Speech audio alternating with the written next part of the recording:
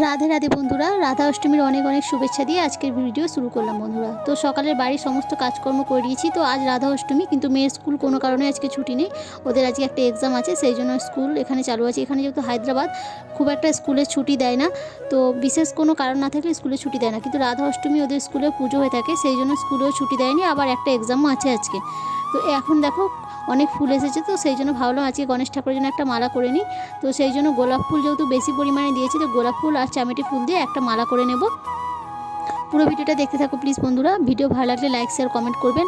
আর আপনারা যারা হায়দ্রাবাদের আশপাশ থেকে ভিডিও দেখছেন অবশ্যই কমেন্ট করে আমাকে জানাবেন। আর পুজোয় কোনো রকম ভুল ত্রুটি হলে অবশ্যই কমেন্ট করবেন।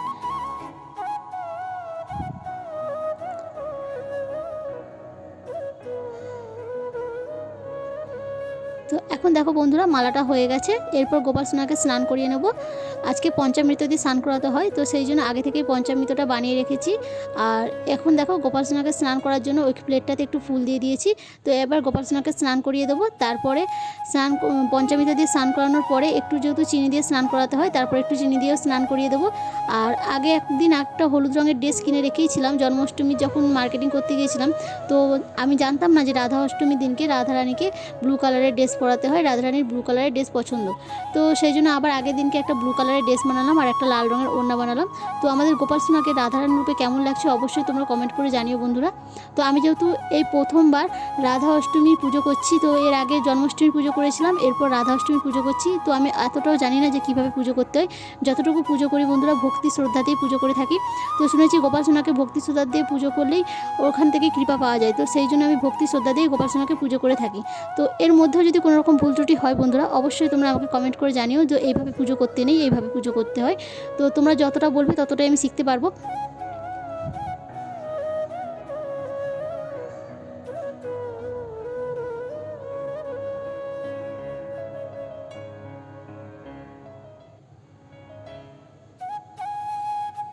তো এরপর গোপাল সোনাকে ভালো করে মুছিয়ে ড্রেসটা পরিয়ে দেবো বন্ধুরা, যাতে গোপাল সোনার গায়ে একটু জল না থাকে। তো ও যেহেতু ছোটো বাচ্চা, ওর গায়ে জল লাগলে ওকে ঠান্ডা লাগবে, তো সেই জন্য ওকে ভালো করে মুছিয়ে নিই। এখানে একটা রুমাল নিয়েছি আমি, তো এই রুমালটা দিয়ে প্রতিদিন গোপাল সোনাকে স্নান করানোর পরেই মুছিয়ে দিই। এই রুমালটা শুধুমাত্র গোপাল সোনাকে স্নান করানোর জন্যই কিনেছি বন্ধুরা, স্নান করিয়ে মুছানোর জন্য। আর এই রুমালটা অন্যান্য কাজে ব্যবহার করি না, যে মুখ মোছানো বা অন্যান্য কিছুর জন্য আমি ব্যবহার করে থাকি না।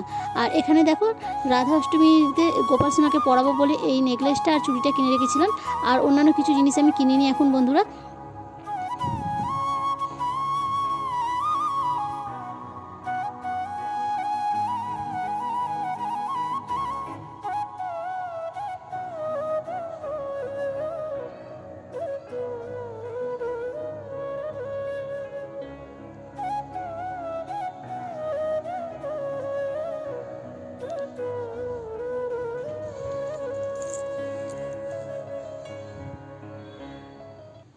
তো গোপাল সোনাকে রাধারানী রূপে সাজানো হয়ে গেছে। তো দেখো বন্ধুরা গোপাল সোনাকে রাধারানী রূপে কেমন লাগছে তোমরা অবশ্যই কমেন্ট করে জানিও বন্ধুরা।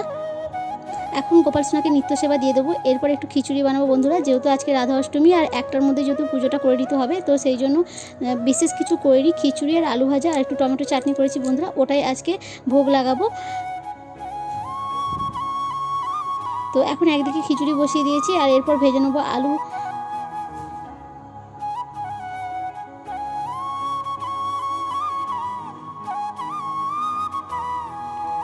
তো এখন রাধা অষ্টমীর পুজোটা করে নিয়েছি বন্ধুরা। তো দেখো এই আয়োজন করেছি, বিশেষ কিছু আয়োজন করিনি। তো রাধারানীর পুজোতে যেহেতু শুনেছি পান লাগে, তো একটু পানও দিয়েছি। আর খিচুড়ি করেছি, আলু ভাজা করেছি, টমেটো চাটনি করেছি বন্ধুরা। আর যে মিষ্টি দই দুধ যা যা লাগে সেইগুলো দিয়ে দিয়েছি।